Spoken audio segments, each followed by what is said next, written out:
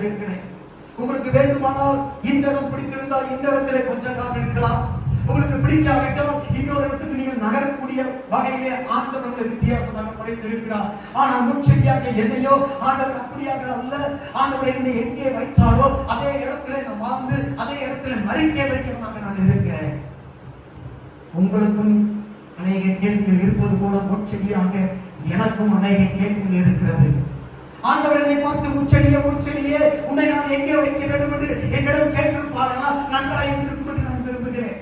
ஆண்டவர் உங்களை படைக்கும் போது ஆண்டவரே என்னை இந்த இடத்துல வையும், உன்னை இந்த இடத்தில் வைக்கவா, இன்னாருக்கு தகப்பன் இன்னாருக்கு பிள்ளையாக உருவாக்கவா, ஆணாக படைக்கவா பெண்ணாக படைக்கவா என்று கேட்டிருந்திருப்பார்களா? நலமாக இருந்திருக்கும் என்று உங்களுக்குள்ளாக தோன்றுகிறது போல முச்செடியாக எனக்குள்ளாக அப்படிப்பட்ட இடங்களிலே நானும் உங்களை போல ஒத்து போகக்கூடியவனாக இருக்கிறேன். அல்லேலூயா, அல்லேலூயா. முச்செடியாக ஆண்டவர் என்னை பார்த்து கேட்டிருப்பார்களா? நான் ஆண்டவரை பார்த்து சொல்லிப்பேன், ஆண்டவரே என்னை வேற எங்கும் வைக்க வேண்டாம், உங்களுடைய ஏதேன் தோட்டத்திலே அங்கே வைத்து விடும் ஆண்டவரே. ஏனென்றால் அங்கே 4 விதமான நல்ல நதிகள் பொன்விளையக்கூடிய தேசத்தில் அங்கே போய் சேரக்கூடிய நதிகள் இருக்கக்கூடிய அந்த தோட்டத்துக்குள்ளாகவே நான் இருக்க வேண்டும் என்று ஆண்டவரை பார்த்து கெஞ்சி இருப்பேன். ஆனால் ஆண்டவரோ என்னை ஏதேனும் வைக்கவில்லை. எனக்கு மாறாக நன்மை தீமை அறியத்தக்கதான மரத்தை வைத்து விட்டார். ஒருவேளை ஆண்டவர் என்னை அந்த இடத்தில் வைத்திருந்திருப்பார்கள், உங்கள் முற்பிதாவாகிய ஆதாம் ஏவாள் தவறு செய்ய முடியாமல் போயிருந்திருக்கக்கூடும். ஆனால் என்னை விட்டுவிட்டு ஆண்டவர் முச்செடியாக என்னை அங்கே வைக்காமல் நன்மை தீமை அறியத்தக்க மரத்தை அங்கே வைத்து விட்டார். ஆண்டவர் ஏதேனும் என்னை வைக்க முடியாது அவர் நினைக்கவில்லை. அப்படியானால் வேற எங்கே நடப்பட வேண்டும் என்று ஆண்டவர் என்னை பார்த்து கேட்டு நான் கேட்டிருப்பேன், ஆண்டவரே என்னை கானானில் போய் நட்டு விடும் ஆண்டவரே.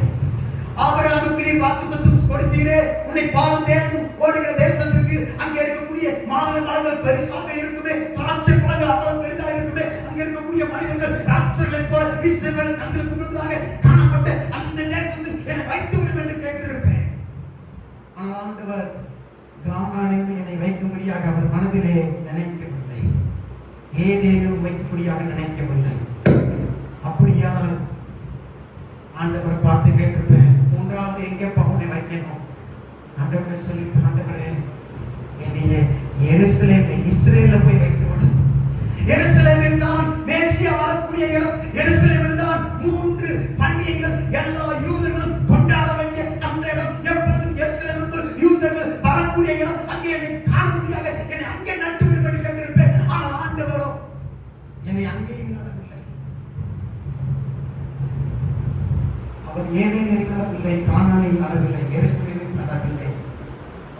அப்படியானால் வேற எங்க நட வேண்டும் என்று விரும்புகிறார் என்று கேட்டிருப்பார்கள். நான் சொல்லியிருக்கேன், ஆண்டவரே என்னை ரோமாபுரியில் நட்டுவிடும். அரசர்கள் எல்லாம் இருக்கிறார்கள், எல்லா சாலையும் ரோமில் போய் குடிகள் என்று சொன்னார்களே, அந்த இடத்தில் என்னை விட்டுவிடும் என்று கேட்டிருப்பேன். ஆனால் ஆண்டவர் அங்கேயும் என்னை நடுவ முடியாது. அவர் என்னை தகுதி உள்ளவராக கூட எண்ணவில்லை.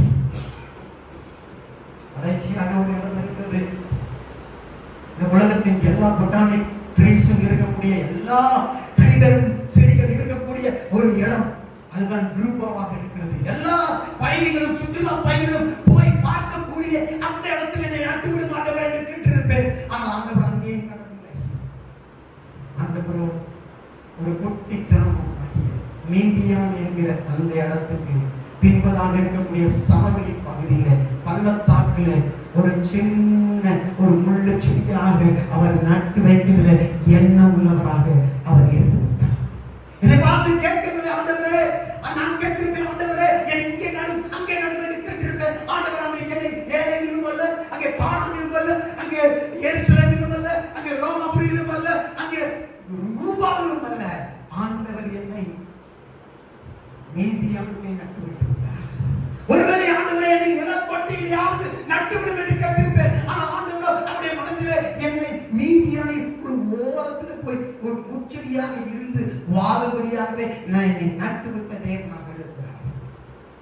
உங்களை போல் நான் இருந்தால் ஆண்டவர் என்னை அங்கே நட்டு விட்டிருந்தாலும் எனக்கு பிடிக்கவில்லை. ஆண்டவரை நான் எங்கே நகர்ந்து போகக்கூடிய வாய்ப்பு இருக்குமானால் நானும் இடம்பெயர்ந்து என் வேர்களை பிடிக்கிக் கொண்டு இன்னொரு இடத்தில் போய் உட்கார்ந்து இருப்பேன். ஆனால் எனக்கோ அப்படிப்பட்ட வாய்ப்பு ஆண்டவர் எங்கள் தரவில்லை.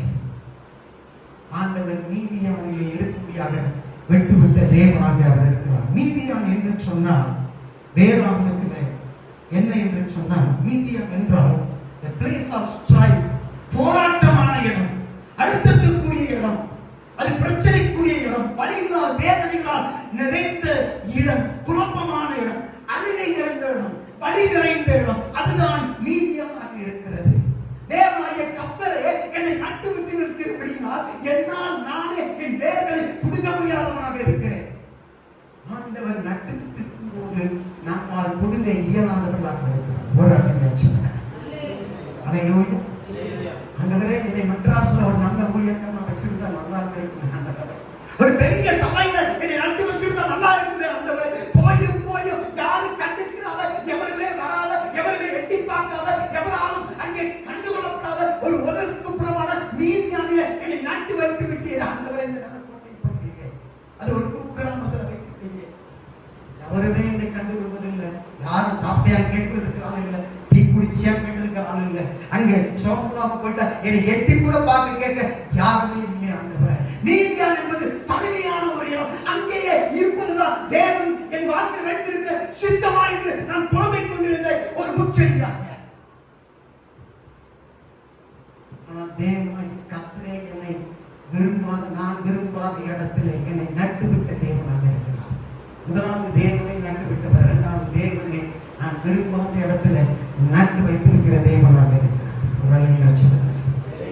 நான் இருப்பதோ மீதியானில் தான், ஆனால் உங்களை சிலரோ மீதியானிலேயே நீங்கள் வேலை செய்கிறவராக இருக்கிறீர்கள். ஆரம்பத்திலே நீங்கள் செய்ததான வேலை, செய்ததான ஊழியம் அருமையாக தெரிந்தது, உங்களுக்கு பார்ப்பதற்கு நன்றாக இருந்தது. கிராமமாக போய் கொண்டிருந்தீர்கள், வீடு வீடாக சந்தித்துக் கொண்டிருந்தீர்கள். ஆனால் எப்பொழுதோ ஏண்டா இந்த ஊழியத்துக்கு வந்தோம், ஏண்டா இந்த ஊரை தெரிந்து கொண்டோம், நான் இந்த ஊருக்கு வந்ததே வேஸ்ட் என்று சொல்லி நினைத்துக் கொண்டிருக்கிறீர்கள். ஆனால் தேவனாகிய கர்த்தரோ இந்த மீதியானில் தான் உங்களையும் என்னையும் நட்டுவிட்டு தேவனாக இருக்கிறார். அல்லேலூயா. நானும் மீதியானுக்கு நடப்பட்டிருக்கிறேன், ஆனால் நீங்களோ மீதியானிலே வாழ்கிறவராக இருக்கிறீர்கள். அல்லேலூயா.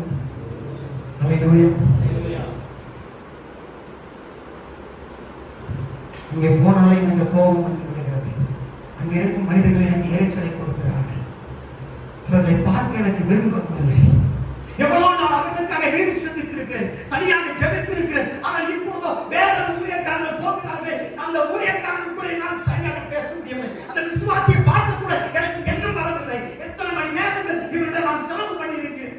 அவர்களை கண்டால் வெறுப்பு, வேதனை எனக்கு வருகிறது. நீதியாகவே சொல்லுங்க. அல்லேலூயா.